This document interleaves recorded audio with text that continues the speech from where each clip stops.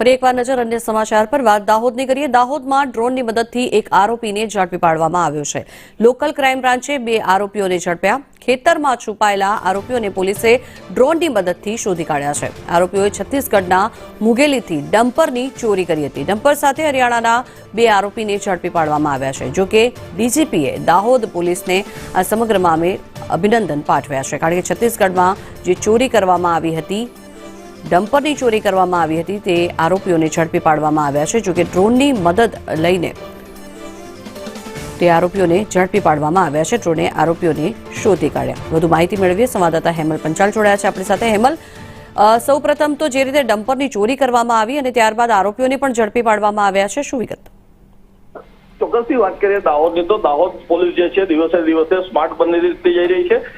દાહોદ પોલીસે ડ્રોનની મદદથી અનેક એવા ગુના જે ઉકેલ્યા છે। તેવો જ એક ગુનો છે દાહોદ પોલીસ દ્વારા, દાહોદ એલસીબી દ્વારા ઉકેલવામાં આવ્યો છે, જેની અંદર દાહોદમાંથી એક ડમ્પર જે છે તે ચોરાયું હતું અને તેની અંદર એ ડમ્પર હરિયાણાની અંદર ગયું તેવી પોલીસને બાતમી પણ મળી હતી ને તેની અંદર જે ડમ્પર જે છે તે અવંતિકા હોટલ છે દાહોદ, ત્યાંથી પસાર થઈ રહ્યો હતો તેવી લોકોને બાતમી મળી હતી ને જે ડમ્પર જે એની પાછળ જે યુવક જે છે તે ત્યાંથી ભાગ્યો હતો, તેને લઈને પોલીસને શંકા જતા તેનો પીછો કરવામાં આવ્યો હતો અને પોલીસને બગાસું ખાતા પતાસું મળ્યું તેવો હાલ પણ અહીંયા સર્જાયો હતો।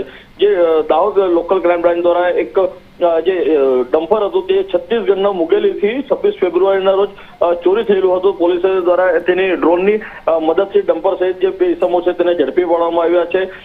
એક જે સમગ્ર ઘટનાની જો વાત કરવામાં આવે તો અવંતિકા હોટલ નજીકથી એક 4 વ્હીલર ગાડીમાં એક શંકાસ્પદ ઇસમનો પીછો કરતા સમગ્ર મામલો જે છે તે સામે આવ્યો હતો। પોલીસે ડ્રોનની મદદથી હરિયાણાના 2 ઇસમો સહિત ડમ્પર પણ તેઓએ કબજે કર્યું છે। તેને લઈને રાજ્યના પોલીસ વડા દ્વારા પણ ટ્વીટ કરી દાહોદ પોલીસને અભિનંદન પાઠવવામાં આવ્યા હતા। ત્યારે વધુ એક વખત દાહોદ પોલીસે ડ્રોનની મદદથી ગુનો ઉકેલવામાં સફળતા મળી હતી। જી આભાર હેમલ સમગ્ર માહિતી બદલ।